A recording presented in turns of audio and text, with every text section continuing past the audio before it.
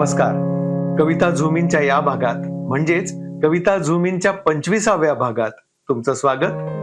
विशेष आनंद होतोय कारण की गेले 24 आठवडे सलग दर शुक्रवारी मी एक एपिसोड पोस्ट करत आलो.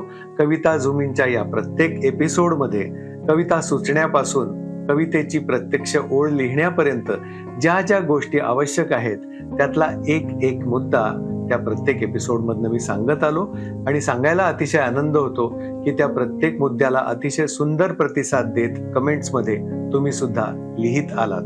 या एपिसोड्समध्ये मी अगदी बेसिक पासून म्हणजे ऱ्हस्व दीर्घ अक्षर म्हणजे काय, शब्दांच्या मात्रा कशा मोजायच्या, छंद म्हणजे काय, वृत्त म्हणजे काय, अक्षरगण वृत्त ही नक्की काय कॉन्सेप्ट आहे, ते कशा पद्धतीने लिहिलं जातं, अष्टाक्षरी कविता, अशा विविध प्रकारच्या कॉन्सेप्ट्स ज्या कवितेमधल्या असतात त्या सोप्या भाषेत सांगण्याचा प्रयत्न केला. तसंच गीत आणि कविता यातला फरक सांगितला होता.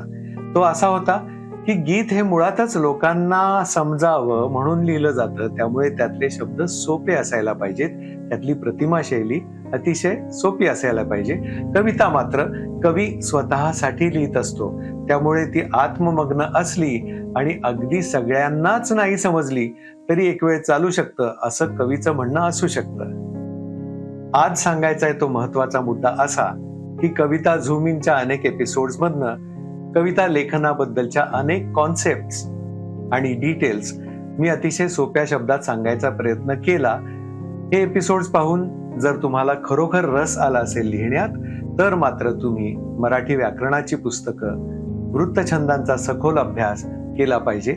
त्याने तुमचा खरा अभ्यास छान होईल आणि तुमच्या काव्यलेखनात अतिशय चांगला फरक पडू शकेल. हा सगळा रिकॅप आत्ता देण्याचं कारण हे आहे की कविता झुमींच्या या पहिल्या सीझनचा हा शेवटचा एपिसोड आहे. तुम्ही दिलेल्या प्रतिसादाबद्दल मनपूर्वक आभार. लवकरच मी नवीन सीझन घेऊन येण्याचा विचार करीन. गोष्ट तशी छोटी पण फार महत्वाची, त्यामुळेच आपण करून पाहिलं कविता झुमीन.